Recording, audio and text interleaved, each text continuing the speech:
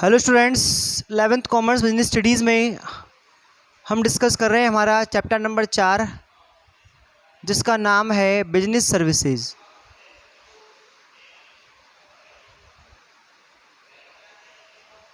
और business services के अंदर हम जो टॉपिक डिस्कस कर रहे हैं वो है बैंकिंग का।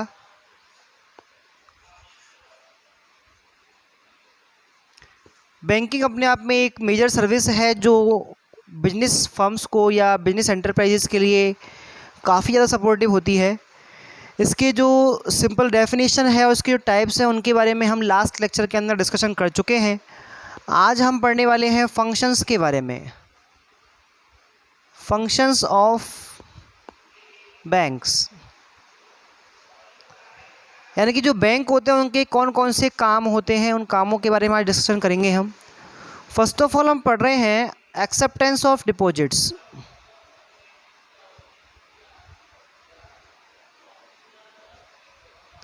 एक्सेप्टेंस ऑफ डिपॉजिट्स का मतलब होता है जमाओं को स्वीकार करना। एक्चुअल में क्या होता है कि ये जो बैंक होते हैं इनका काम होता है मनी एक्सचेंज का, यानी कि ये पैसे लेते हैं और पैसे देते हैं। तो लेने का काम जो होता है वो होता है एक्सेप्टेंस ऑफ डिपॉजिट्स, यानी कि जो पब्लिक सेविंग्स होती हैं, जो पब्लिक के पास पैसा होता है उनको क्या करते हैं, ये डिपॉजिट करते हैं। तो जब ये डिपॉजिट करेंगे तो ये क्या करेंगे, एक तो हो जाएगा पब्लिक और एक हो जाएगी आपकी बैंक। तो बैंक क्या हो रहा है, बैंक पैसे ले रहा है। तो जैसे पब्लिक है, वो पब्लिक जब बैंक को पैसे देती है तो उसके बदले में इंटरेस्ट बैंक जो है वो पब्लिक को देती है।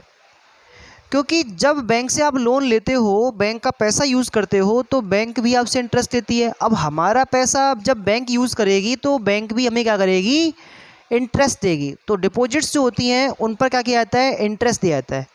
यहाँ पर जो आपका पैसा होता है वो कुछ अकाउंट्स के अंदर रखा जाता है। जैसे हम बात कर सकते हैं करंट अकाउंट की। तो करंट अकाउंट जो होता है वो मेनली बिजनेस फर्म्स स्टार्ट करती हैं। करंट अकाउंट जो होते हैं उनके अंदर आप एक दिन के अंदर कितनी बार पैसे डिपॉजिट करवा सकते हो, कितनी बार पैसे निकाल सकते हो, विड्रॉ कर सकते हो। इस पर कोई इंटरेस्ट नहीं मिलता, लेकिन हम इसलिए इसको खुलवाते हैं। ये अकाउंट इसलिए अच्छा रहता है क्योंकि आप इसके साथ में अपने सारे के सारे ट्रांजैक्शंस को बाई बैंक कर सकते हैं और आपको इसके लिए अलग से कोई विशेष प्रकार का पेमेंट भी नहीं करना पड़ेगा। एक होता है आपका सेविंग अकाउंट। सेविंग अकाउंट जो होता है वो सेविंग को प्रमोट करने के लिए ओपन किया जाता है, जिससे पब्लिक सेविंग्स करने के लिए प्रमोट हो अपने आप। तो यहाँ पे क्या होता है कि आप एक दिन में कितनी बार पैसे जमा तो करवा सकते हैं, लेकिन निकालने पर कुछ रेसिस्टेंस होते हैं, कुछ प्रतिबंध होते हैं। उन प्रतिबंधों को यहाँ पे क्या होते हैं आपके माना गया है। इसका मतलब ये है कि जब आप पैसे जमा कराओगे तो वो पैसे आपके बैंक के पास कुछ देर तक रहेंगे। वो रेस्ट्रिक्शंस जो बैंक ने लगाए हैं कि आप पैसे निकालने पे कुछ लिमिट है, उतना ही पैसा निकाल सकते हैं। इससे आपका पैसा बैंक के पास कुछ समय के लिए रहेगा। मतलब कि इस अकाउंट पर आपको क्या मिलने वाला है, इंटरेस्ट मिलने वाला है, ठीक है। और ये जो इंटरेस्ट है वो आपकी सेविंग पर आपको दिया जा रहा है।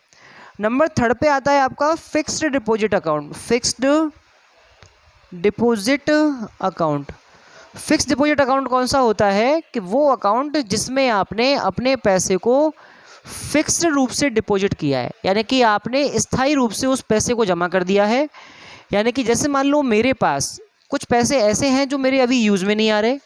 सपोज दैट मेरे पास 50,000 रुपये हैं, तो मैंने 50,000 रुपये फिक्स्ड डिपॉजिट अकाउंट के अंदर डिपॉजिट करा दिए। और यहाँ पर ये जो टाइम ड्यूरेशन है, सपोज दैट वो 5 ईयर्स का है। तो 5 ईयर्स तक मैं इन पैसों को क्या नहीं कर सकता, निकाल नहीं सकता। ये इस पे रेस्ट्रिक्शंस लग रहे हैं। अब 5 साल तक जो बैंक है वो मेरे 50,000 रुपये जो है उनको यूज़ करेगी। तो इसका मतलब उनको एक काफ़ी लंबा टाइम और काफ़ी बड़ा अमाउंट यूज़ करने को मिल गया है। इसलिए इस पर जो इंटरेस्ट होगा वो भी कैसा होगा, ज़्यादा होगा। तो हमेशा फिक्स डिपॉजिट अकाउंट जो होता है उस पर आपके डिपॉजिट पे ज़्यादा आपको इंटरेस्ट मिलता है। इसके अलावा एक आता है बेटा आपका recurring deposit account. Recurring deposit जो होता है उसको बोलते हैं हम आरडी अकाउंट। और आरडी अकाउंट जो होता है उसमें हम क्या करते हैं, एक फिक्स टाइम ड्यूरेशन के अंदर बार बार इंस्टॉलमेंट में पैसे जमा कराते हैं। और जैसे ही उसका टाइम ड्यूरेशन ख़त्म होता है, जैसे ही आप उसको मैच्योरिटी डेट उसकी कंप्लीट होती है, तुरंत ही आपको वो पैसा विद इंटरेस्ट मिल जाता है। तो ये 4 तरह से जो बैंक है वो आपके पैसों को एक्सेप्ट करता है डिपॉजिट्स की फॉर्म में, ठीक है। तो पहला फंक्शन आपको समझ में आ चुका है कि बैंक आपको आपके जो डिपॉजिट्स होती हैं, आपकी जो सेविंग्स होती हैं, उनको अपने पास एक्सेप्ट कर लेता है। नंबर सेकंड पे बात करेंगे हम लैंडिंग ऑफ फंड्स के बारे में। लैंडिंग ऑफ फंड्स, तो जैसे बैंक पैसे आपके एक्सेप्ट करता है वैसे ही आपको बैंक पैसे देता भी है। हम जानते हैं कि बिजनेस एंटरप्राइजेज़ को चलाने के लिए, सेटअप करने के लिए कुछ इन्वेस्टमेंट करना पड़ता है, कुछ खर्चे होते हैं, और उन सबको पूरा करने के लिए बैंक आपको लोन्स देते हैं। तो ये जो लोन्स हैं वो आपको मिलते हैं विभिन्न तरह के आपके टाइप्स में, जिसमें हम बात कर सकते हैं। जैसे आपका एक होता है कैश क्रेडिट। कैश क्रेडिट को आप नगद साख बोलते हैं, और ये जो आपका लोन है इसमें आपको कोई भी असेट्स अपनी कोलेटरल रखवा के बैंक के पास, और आप बैंक से क्या कर सकते हैं, इजीली लोन ले सकते हैं। इसके अलावा एक फैसिलिटी होती है आपकी बैंक ओवरड्राफ्ट की। बैंक ओवरड्राफ्ट को हम बैंक अधिविकर्ष भी बोलते हैं, अधिविकर्ष। और ये जो आपका लोन है इसमें आपको अपने जो डिपॉजिटेड अमाउंट है खाते में, उससे एक्सेस अमाउंट, उससे ज़्यादा अमाउंट निकालने की फैसिलिटी मिलती है। तो जो ज़्यादा पैसे निकालोगे वो आपके ऊपर लोन मान लिया जाता है, और उस पर बैंक आपसे क्या लेती है, इंटरेस्ट लेती है। ध्यान रखना है आपको, जब भी बैंक लोन देता है, ऋण देता है, तब आपसे बदले में क्या लेगा, वो ब्याज लेगा, ठीक है। इसके अलावा हम बात कर सकते हैं टर्म लोन की। टर्म लोन जो होते हैं वो एक फ़िक्स टाइम पीरियड के होते हैं, फ़िक्स टर्म के होते हैं, इसलिए इनको क्या कहते हैं, टर्म लोन या अवधि ऋण कहते हैं। और इसके अंदर आपके होम लोन, व्हीकल लोन, इस तरह के लोन्स जो हैं उनको इन्वॉल्व किया जाता है। तो इस तरह के आपके जो लोन्स हैं वो आपको दिए जाते हैं, ठीक है। इसके अलावा डिस्काउंटिंग ऑन बिल्स के द्वारा भी क्या करते हैं, लोन्स फैसिलिटी देते हैं। जैसे मान लो आपके पास बिल्स ऑफ एक्सचेंज के अंदर ढेर सारे बिल्स हैं, और उन सारे के सारे बिल्स को आपको मैच्योरिटी डेट से पहले विड्रॉ करवाना है, तो आप बैंक के पास जाके उनको विड्रॉ करवा सकते हैं।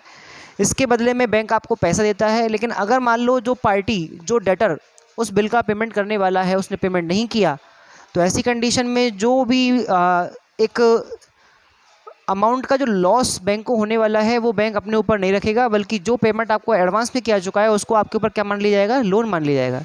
तो इस तरह के लोन भी आपको मिलते हैं। नंबर थर्ड पे हम बात करेंगे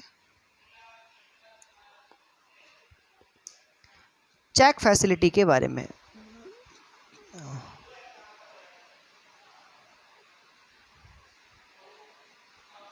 बैंक जो होता है वो आपको चेक फैसिलिटी देता है। चेक क्या है, चेक एक अनकंडीशनल पे ऑर्डर है।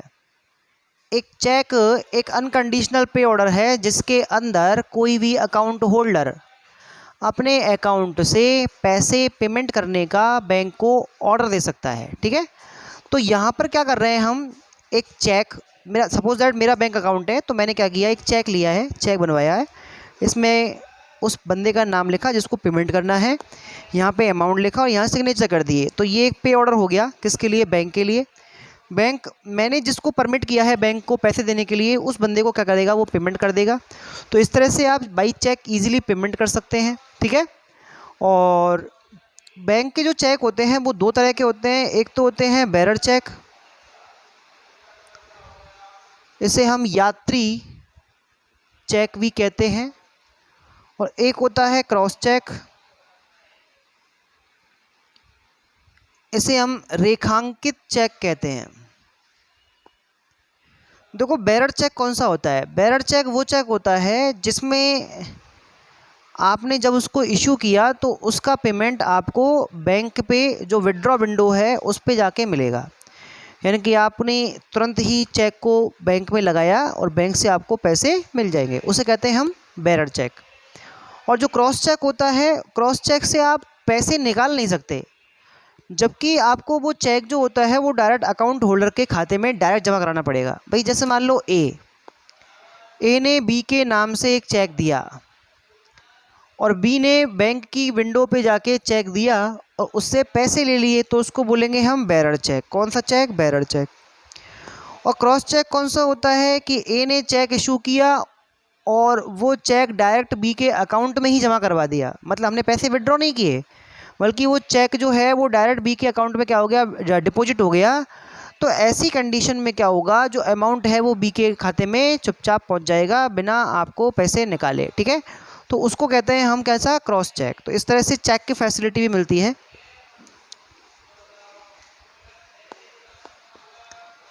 इसके अलावा नंबर 4 पे हम बात कर सकते हैं remittance of fund. Remittance of fund को आप ट्रांसफ़र ऑफ फंड भी पढ़ सकते हैं। फंड का मतलब होता है धन या कोष, और ट्रांसफ़र का मतलब होता है हस्तांतरण। यानी कि आपके ऑर्डर पर, आपके कहने पर जो बैंक है वो आपको फ़ंड ट्रांसफ़र की फैसिलिटी भी देते हैं। यानी कि अगर मान लो आपके अकाउंट से किसी दूसरे व्यक्ति के अकाउंट में सीधे पैसे ट्रांसफ़र करने हो तो आपको वो फैसिलिटी भी बैंक देता है। इसके बदले में कुछ चार्जेज़ आप बैंक को देने पड़ेंगे। बैंक हर चीज़ के लिए कुछ चार्जेज़ लेता है, क्योंकि उसकी जो कमाई है वो इंटरेस्ट और कमीशन पर ही बेस्ड है। कि अगर मान लो आप कोई सर्विस लेते हो तो वो कमीशन लेगी, अगर आप कोई चेक डिस्काउंटिंग करवाते हो तो वो डिस्काउंट लेगा, अगर आपने लोन लिया तो आपसे वो ब्याज लेंगे। तो इस तरह से उनकी जो कमाई होती है बैंकों की होती है, ठीक है। तो ये जो आपका ट्रांसफ़र ऑफ फंड्स है, इसमें आपके NEFT, RTGS इस तरह के कुछ तरीके हैं पेमेंट ट्रांसफ़र करने के। अगर मान लो आपने कोई ऑनलाइन ट्रांजैक्शन किया है तो उसका पेमेंट भी आप क्या कर सकते हैं, बैंक के थ्रू कर सकते हैं, जिसमें बैंक को आप क्या करेंगे, इस चीज़ के लिए परमिट करेंगे कि वो आपके अकाउंट से एक सर्टेन अमाउंट, एक फ़िक्स अमाउंट किसी दूसरे व्यक्ति के या सेलर जिससे आपने माल ख़रीदा है उसके खाते में क्या करवा दें, जमा करवा दें, ठीक है। तो इस तरह से फ़ंड का ट्रांसफ़र भी करते हैं। इसके अलावा कुछ सर्विसेज और हैं, अदर सर्विसेज में कौन सी आती हैं, नंबर 5 पे हम बात करेंगे अदर सर्विसेज के बारे में। अदर सर्विसेज में जैसे डिस्काउंटिंग ऑन बिल्स,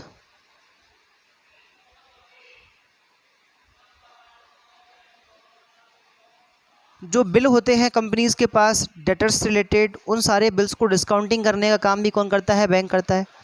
जैसे मान लो कोई कंपनी ने माल उधार बेच दिया, और माल उधार बेच दिया तो अब क्या होगा कि उसका पेमेंट जो है वो 2 महीने बाद मिलेगा, लेकिन हमको 15 दिन के बाद ही चाहिए, और पार्टी देगी नहीं क्योंकि उसने 2 महीने का प्रॉमिस किया है।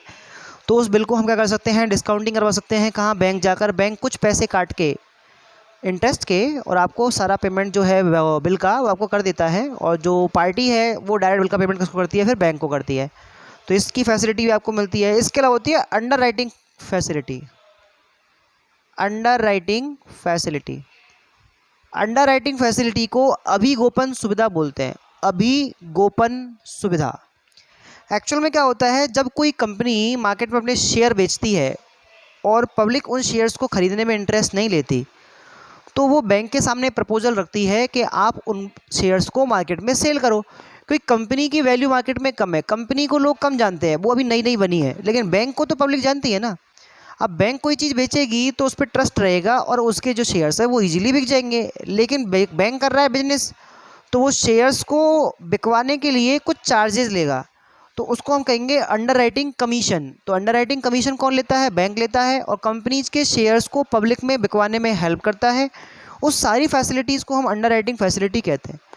जो शेयर्स अंडर राइटिंग के लिए बैंक ने परचेज़ किए कंपनी से, सपोज दैट वो शेयर पब्लिक ने बैंक से भी नहीं खरीदे, तो वो सारे शेयर्स बैंक को खुद को खरीदने पड़ते हैं।